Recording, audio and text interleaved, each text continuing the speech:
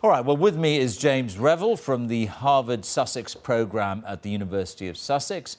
James has done research on chemical weapons attacks and looked into chemical weapons policy. And Paul Schulte from the Centre for Defence Studies at King's College London joins me from Berlin, where he happens to be at the moment. So thank you both for being with me.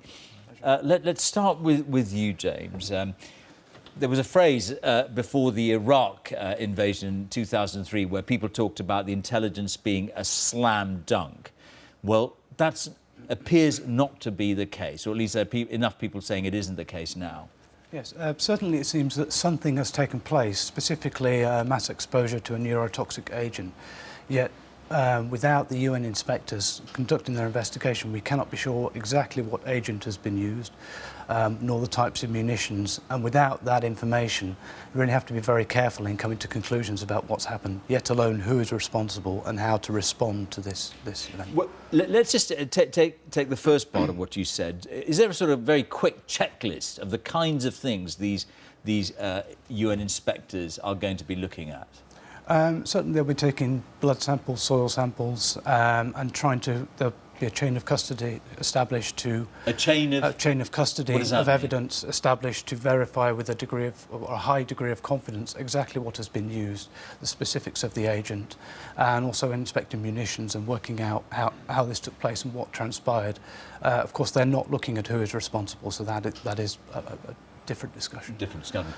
Paul Schulte, if I could come to you, that question, so these inspectors can do so much, they can decide definitively whether or not a chemical attack took place, but importantly, as James is saying, they can't say who fired it. Is there any question that people other than the Syrian government might have access to chemical weapons? Well, the Syrian government has large stocks of chemical weapons, and one needs to see this event in a context where Western countries have assessed that the Syrian government has used chemicals in the past. So there is a kind of question of form here and of a pattern emerging. And I think it's worth saying that although the inspector's mandate is not to assign blame, and it's interesting that they were prevented from doing something which would seem perfectly reasonable from the rest of the world, and presumably that's Russian insistence on behalf of their Syrian ally to prevent that being allowed to be in the inspector's remit. But nonetheless, the evidence that they collect on the type of weapon, the projectiles, the direction, because I think that will have to come up.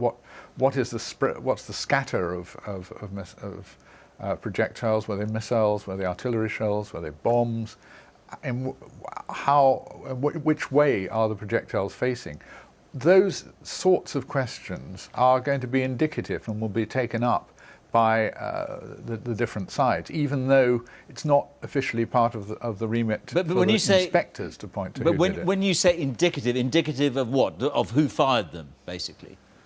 Yes. For example, it is alleged that the shells were fired, or the chemical projectiles, whatever they were fired after an artillery bombardment, which was intended to break down doors and windows so that the chemical fumes would spread more easily. Now, if that is established, and you can do that partially by looking at the other signs of bombardment, although it's unhelpful, the Syrian government has gone on shelling the area, then that is something which would point to the Syrian side, because only they presumably have the ability to integrate heavy artillery fire with a subsequent chemical attack. And just in a word or two, I mean, you didn't really answer the question about whether it is at all possible that others, apart from the Syrian government, might have had access to chemical weapons, even if they came originally from the Syrian government. It's conceivable, and it's certainly being stated by the Russians and I think the Iranians as actually what happened. it seems unlikely on the basis, as I say, of capability and past behaviour. It's possible. After all, we know that Japanese terrorists could bring plastic bags full of sarin onto the subway. All right, Paul, I'm going to have to interrupt you there. Sorry, I just want to come back very quickly, James Revill. I mean, the timetable is all important here. How long after they leave, these inspectors, they leave on Saturday, how long after that will it take them to come up with a report? Just very, very quickly. I think that's going to be quite difficult to determine because ideally, the longer time possible they have to actually really go into this and get all the detail, the better. But they're leaving soon, and then it could be turned around quite quickly within the space of a couple of days, but more likely it will take longer.